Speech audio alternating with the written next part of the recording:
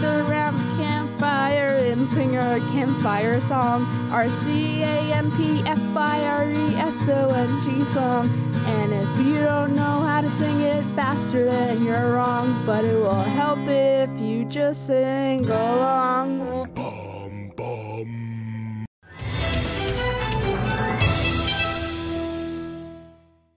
So I guess we're doing a camping episode. Didn't we do that already? Like several times actually? Or is my memory just kind of losing it? I'm old, that's the joke. Hi, Grandpa! Hi, Grandpa! Where am I? Nice! Well, instead of hashing together an episode that repeats itself for one of those clip show episodes, we use this time to tell legends of equestrian past, to tie into the comics about something similar that I don't read. I am 100% for this, guys! I am so ready. I was ready for this before I knew what ready was. Oh my gosh. I'm ready. No, you ain't! Exploration of lore and setting is like one of my favorite things in storytelling. It makes the world and characters seem more vibrant and a part of something bigger. I mean, think how much human history there is, and we're just a small part of it, and never mind, that might trigger an existential crisis. Dust in the wind. All they are is dust in the wind.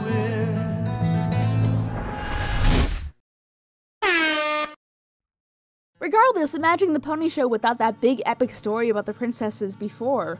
Imagine if you just cut to Twilight, and then the episode started. Doesn't the basis for the world add a little something something?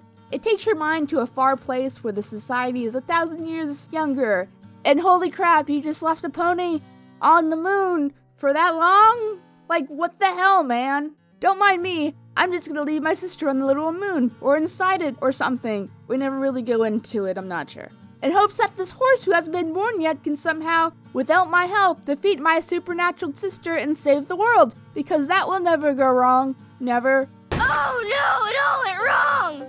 Well, tangent over, let's start the episode review, or like whatever. The three sisters and the three older ponies are on a camping trip. Within the first few minutes, we get a whole bunch of references to Sleepless in Ponyville. Remember that one? Where there's a reference to Sleepless in Seattle, but I think the only thing they had in common was the name, and like, they both had like a sleep theme, I guess? Question mark?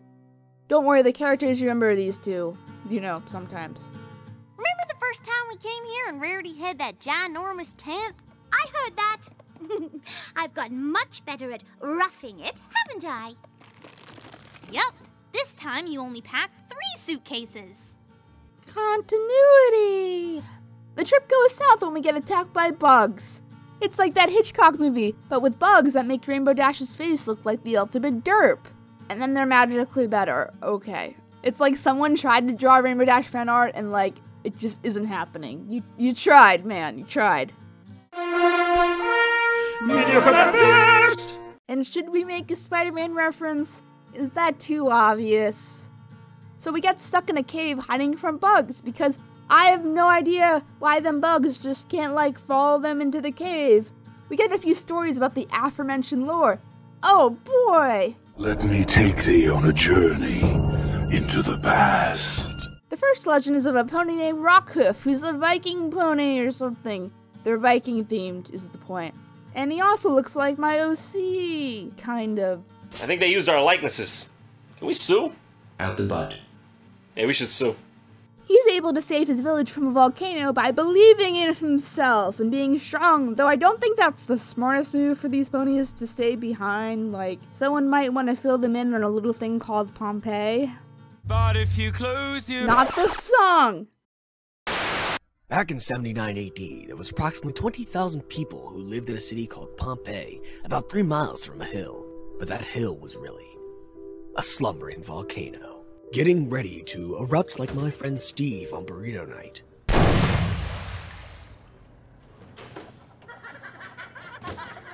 These inhabitants believed this to be the rage of the gods, so instead of leaving for their own safety, they stayed and attempted to appease their gods. But the volcano was like, Alright, but you're all gonna die. And then, like my friend Steve, it erupted, leaving nothing but devastation, destruction, And $273 in bathroom damages. Steve, you son of a... It's also similar to that Avatar episode plot, and like, it's resolved the same way, pretty much. Sometimes I forget what a powerful bender that kid is. And how do ponies do shadow puppets with, like, hooves? The second story revolves around Miss Main, and we got a Chinese theme going on. I dig that. It looks like it's early unicorn culture. Did you notice how curvy the horns are?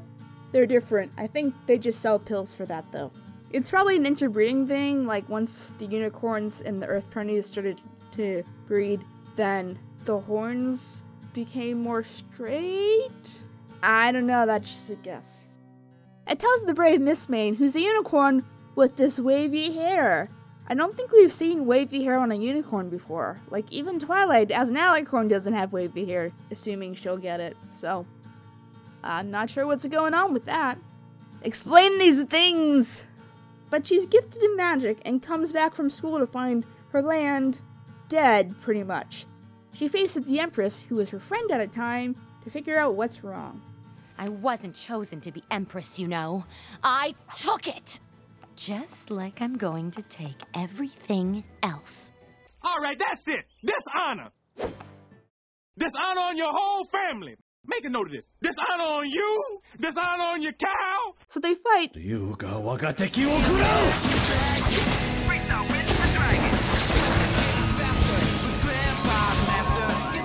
And Miss Main gives up her beauty to restore the land, which is about the underlying idea that inner beauty is what's important. Where have we heard that one before? Still, it's a really sweet story, I like it. And we gotta tell a third story real quick as the Fireflies move in. Flash Magnus facing the 2 dragon models that the crew already had. This one's a simple one, how a young Pegasus uses the shield to save the day. Did they just have that shield on them? Okay. And props for using Emperor's dad. How long do dragons live again? Like, long time. You can see why Rainbow Dash likes this story. It's about a character who's selfless and loyal and stuff. The episode concludes with the bugs finally going away, leaving the cave, and then they can resume their vacation. At the end of the day, this episode is going to be hit or miss for most people. Some might like the break from the norm to focus on characters from outside, like really outside the usual scope of episodes. Others might not be a fan for the same reason. These are tales that are just making up the lore for a stronger show. And I really like doing something different and mixing up the formula, as long as you mix it up right, you know? But I accidentally added an extra ingredient to the concoction. Chemical W.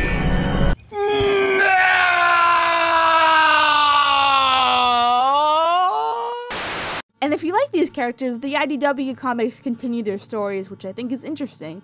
And it's like the comic people and the show people are actually talking and like deciding to have the same continuity for their franchise. Yay!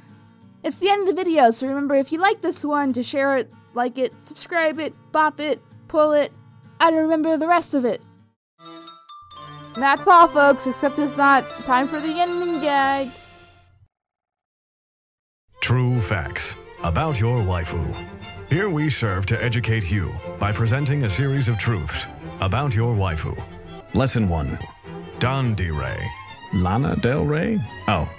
Dandere comes from the Punjabi phrase Danmari. Danmari roughly translates to being silent or generally shy.